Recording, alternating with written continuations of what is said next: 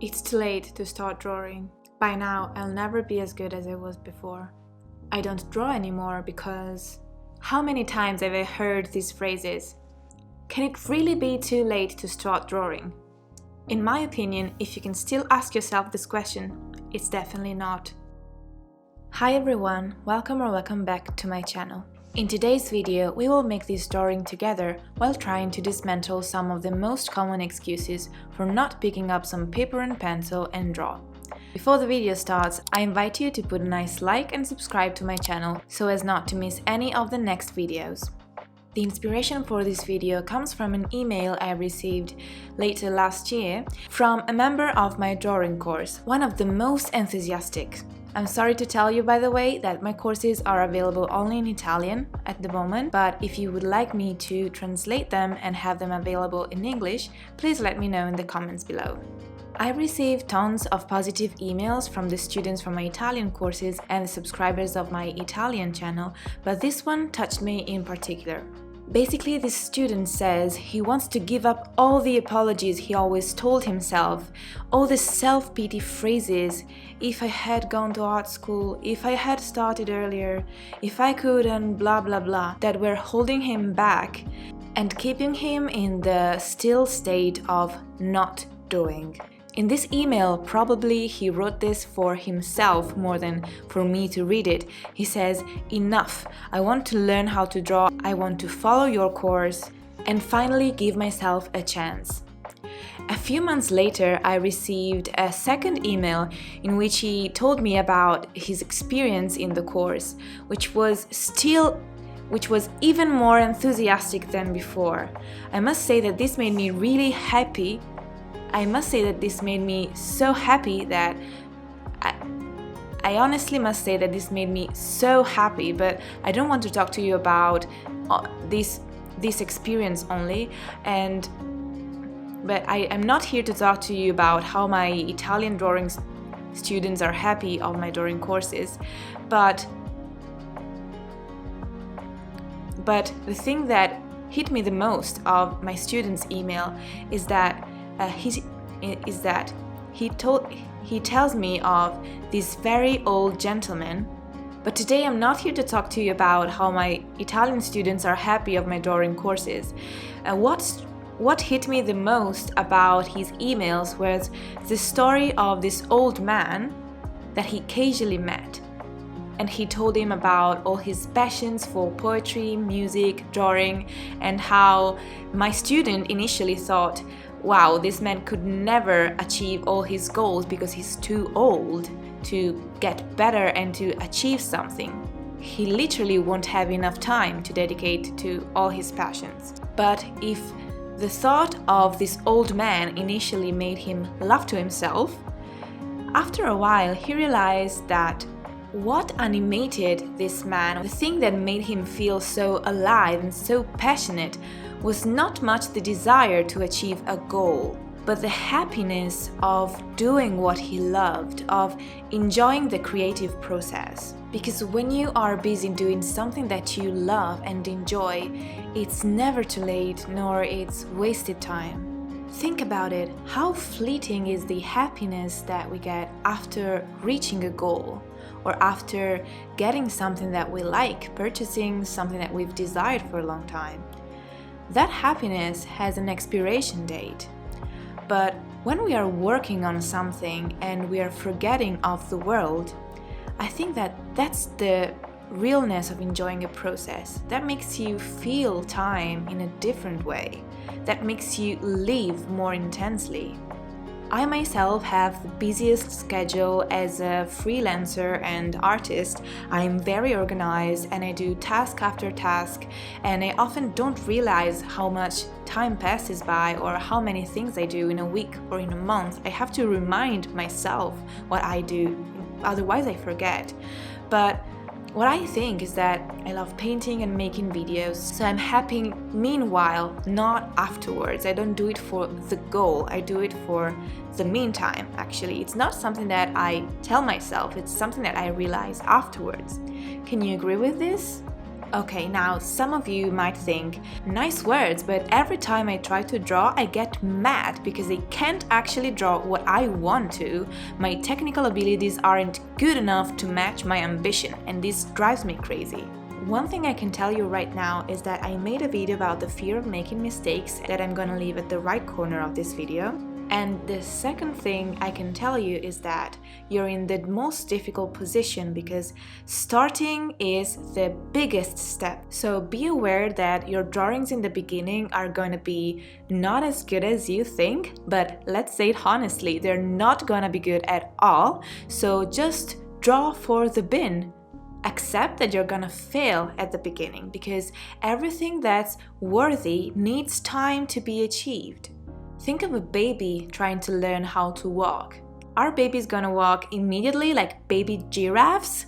No, human babies fall hundreds of times, but they always smile if they don't hurt themselves. They laugh because mommy's there and tells them that it's okay to fall. So they try and try and try until they get perfect at walking and also learn how to run. So now I'm here to smile at you and tell you it's okay to fail, it's okay to make horrible drawings at the beginning. You can kick them in the trash bin or you can keep them to compare them to the drawings you'll make a year from now. But please don't get discouraged and enjoy the process. So, if starting is the most difficult thing and getting over the fear of making mistakes is the second most difficult thing, why wait? Get over with them first, so then everything is gonna be much more easier and you're really gonna enjoy the process. Once you'll overcome these biggest steps, you're gonna have fun doing what you love and you're gonna want to spend more time drawing. So start right now. In Italy we say via il dente, via il dolore. That's away the tooth, away the pain. So please pause this video, whatever you're doing, and draw something. Draw a line, draw a circle, pick up a pen and draw on the wall, on your notepad, on the floor. Well, not really, don't vandalize things. But you get it. Do it right now that I'm encouraging you, because everyone needs a little push sometimes. So, did you do it? Write it down in the comments below. One of the biggest steps is overcoming the fear of the blank page. So this is the exercise I'm gonna give you today. Draw something, scribble something without thinking about it on a page, and then try to draw something that you like. You're gonna have a scribbled drawing, a ruined drawing, but if you're drawing for the bin anyways, what matters? The thing that matters is that you started drawing without having the expectation to make the masterpiece of your life. But some of you might still have some thoughts holding them back. I'm gonna try to make a guess. The first and most popular excuse is, I don't have the time. Well, you've just spent 8 minutes watching this video. You did have this time, and this is how you chose to spend it. Of course, I'm happy that you like my videos and watch it up to this point, but you really must think that all the time you spend on social media, watching TV, doing stuff that doesn't make you grow is keeping you away from cultivating an actual passion you could have. Of course, watching a video or scrolling on your phone doesn't involve your self-esteem as much as drawing could do. It's more difficult, more challenging, but much more satisfying. All of our days last 24 hours, 9 of which hopefully we spend sleeping, and now our lives are so frenetic and we're always in a hurry, so we really always feel we don't have the time for anything. So to find the time for a new habit, we need to take it away from another habit that is not as healthy or as good for us. Another excuse many people tell themselves is, this is not the right time. Let me tell you that it's never the right time for anything. We never feel ready until things fall from the sky and hit us when we're totally unprepared, as always. But in this case, don't worry. Drawing is not gonna change your life in the biggest of ways, or not in a negative one at least. So what's the worst thing that could happen? That people tell you your drawings suck? Think about it, it's not that big of a deal. It's definitely worth giving it a try. Trying to find the time to draw is gonna make you reserve more time for yourself to spend in your loneliness and creating something from scratch. And that's something that is really satisfying and could improve your self-esteem even if the results are little in the beginning. If you need a little push, a course maybe to develop your creativity or to learn a new technique, I can suggest you to scroll through the courses of Domestika. That is one of the biggest creative platforms on the web, and that has hundreds of courses made by some of the greatest artists in the world. That's gonna give you a lot of inspiration and a method to begin with. I'll leave you a link to Domestika and a little discount code for you in the description of this video. On Domestika, you can also find the course from this illustrator that makes illustrated books for children that hasn't probably told many excuses to herself when wanting to draw and start her art career.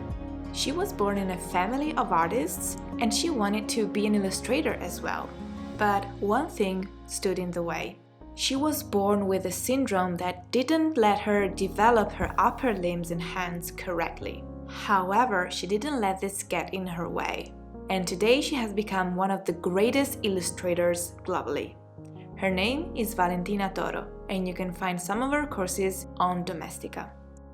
You see, we find strength in the most challenging situations sometimes, but what we can do is try to find that strength even when we're not in those challenging situations, even when we're in the tranquility of our home.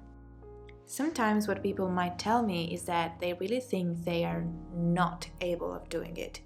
They are not able to draw because drawing requires a talent and they don't have it. Sometimes people that are so severe with themselves have grown in situations that made them not feel validated or capable of doing things. We need to acknowledge this if it's our case or not and try to dismantle those negative patterns that make us feel not worthy, not capable, not in the power of at least trying. Ask yourself, am I too critical? What can I do about it? Can I sometimes stop thinking about what could be better and try to see what is good, even if it's little? Asking yourself these questions is going to make your drawing practice a journey for personal growth. Try to avoid judging the result and instead appreciating the process and the little progress. Trust me, I know it's not easy, but it's much easier to criticize than to appreciate the good in things. Looking at the bright side takes effort, but it's definitely worth it. Lastly, I want to remind you that you don't have to show your drawings to anyone you don't want to, and you need to preserve things that matter to you and that makes you feel vulnerable from others. You don't want others' critiques to destroy all of your effort. You might want to wait until you're a little more confident with what you do before showing it to other people. At this time, social media has taught us that if we don't show what we do, we didn't really do it. Well, I believe that some things are better to be kept for ourselves. The most precious things that only us can understand have to be preserved from the sight and the judgment of others, because our judgment sometimes is enough. So now please tell me, did you finally get the feeling of wanting to start drawing again? Please leave down a comment below saying how this video made you feel and if now you really feel the need and the inspiration for getting back to drawing. If you like this video, please leave me a like and don't forget to subscribe to my channel for new videos every week about drawing and painting. This is my final result. It's my grandmother and my aunt's hands holding. It's a very important piece for me actually. So this is the end of today's video. I hope to see you in the next one. Bye!